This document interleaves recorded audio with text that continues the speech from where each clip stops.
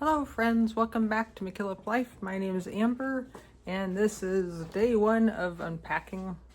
It's an unpacking vlog and it's Friday afternoon on January the 31st, and my goal is to go through these boxes right here and try to find our dishes, our everyday dishes, our bowls and our plates. I have seen them recently because yesterday I went through these and found our silverware. So now I get to go. The problem is the boxes that were packed in our house for 6 months are on top of all the stuff that we actually took to the rental with us, which are on the bottom, which is actually the stuff we'd actually need sooner. Because we moved everything from the rental, put them in here, and then I emptied stuff out of our bedroom and put them on here, and yeah. So they're not in any logical order, but I've seen the box yesterday. So I'm gonna try to find that again and maybe get that cabinet put together. So then we actually have real plates and real silverware. So we'll see what I find.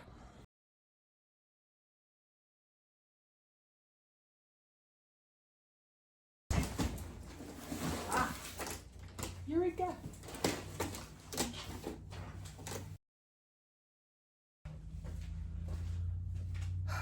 Wonderful, we found it. So let's go put the cupboard back together again.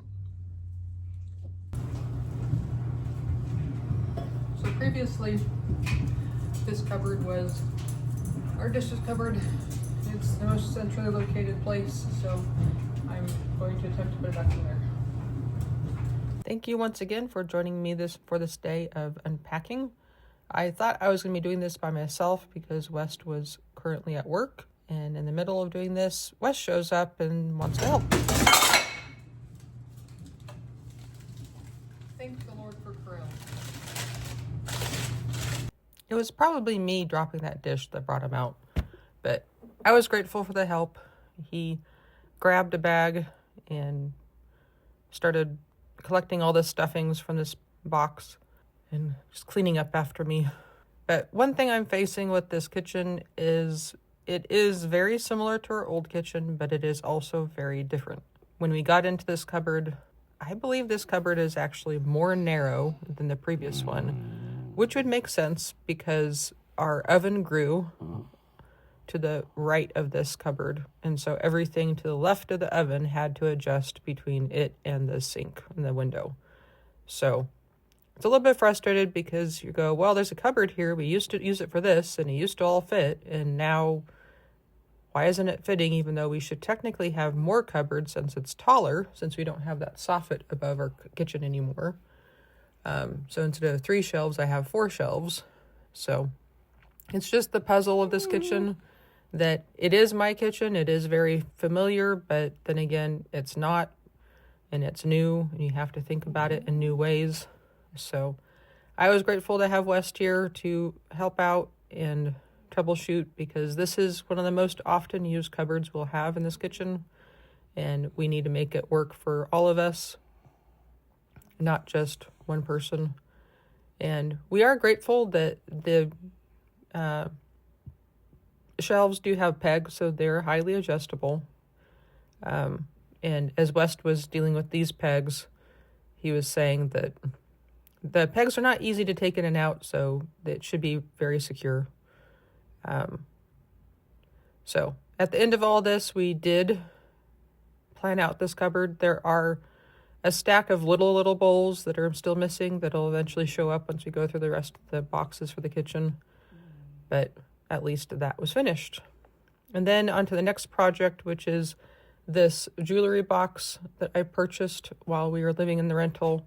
I just wanted one consolidated place for all of my jewelry to be. If it's in lots of different places, I don't use it, I forget about it. So this box really helps because you open it up and you see all of your jewelry. And there's plenty in there, plenty of room in there, so I have room to grow over the years. As you can see, it used to hang over the door in the rental, and now we're going to be mounting it on the wall.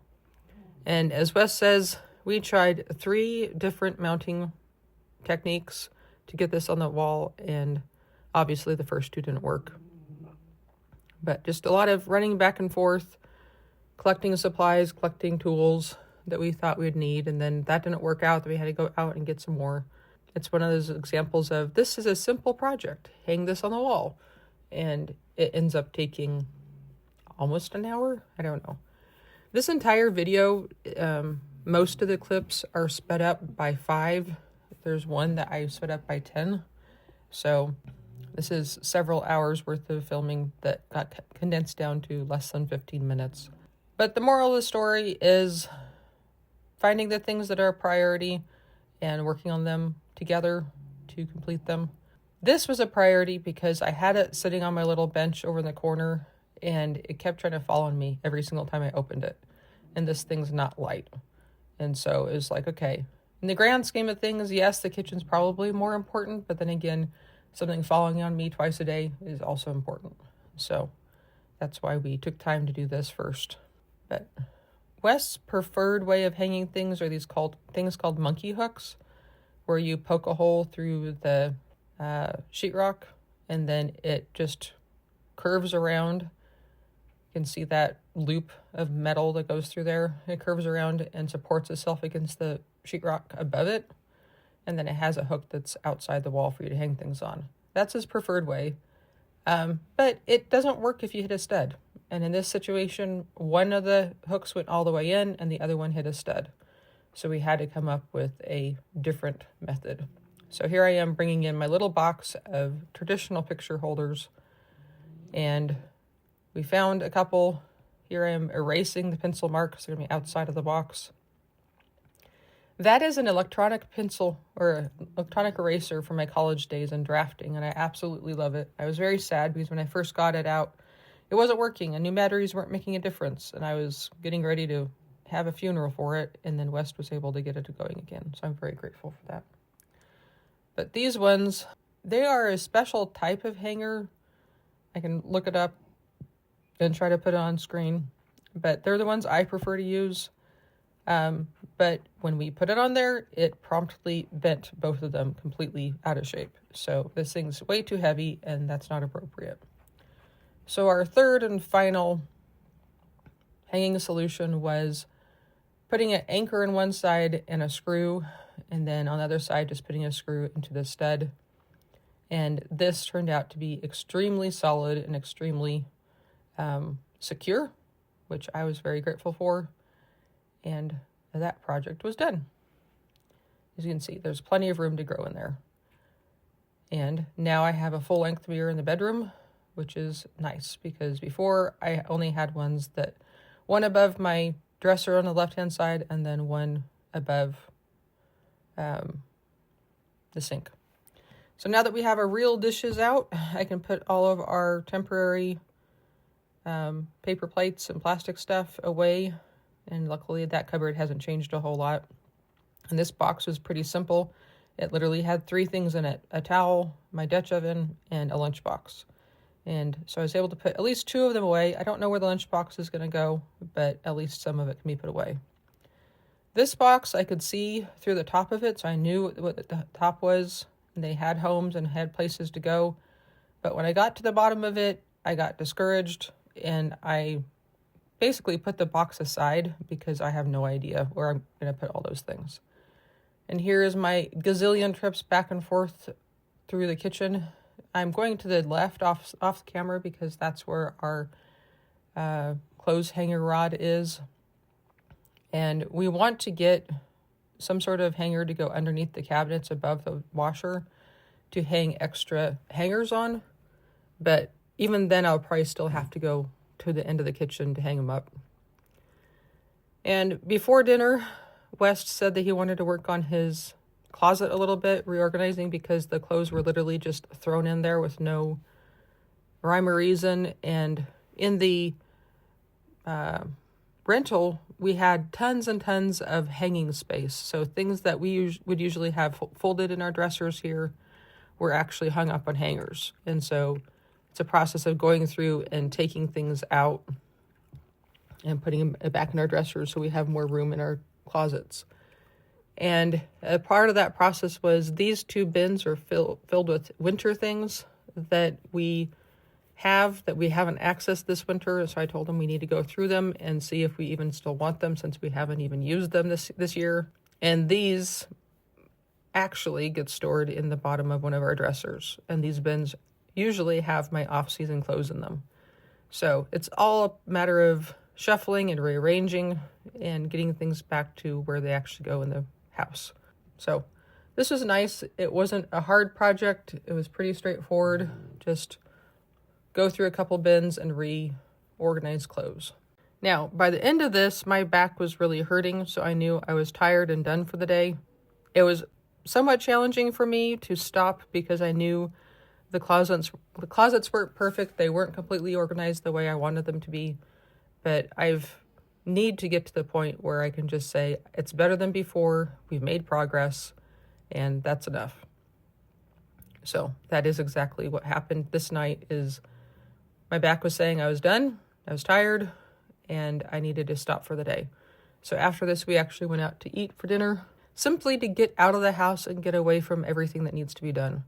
I know that's not a great long-term plan for our budget, but sometimes you just have to give yourself grace to take a break, get some fresh air, get a different perspective, and that's what we did this night. I am very grateful to have West home, but 80% of the time he works from home. The other 20% he goes up to the warehouse to work, but I am very grateful to have him around and being willing to be engaged in this process and go through everything, because I definitely can't do it myself. I can't make the decisions for him. And especially with the house changing as much as it has, we need to come up with our new way of doing things.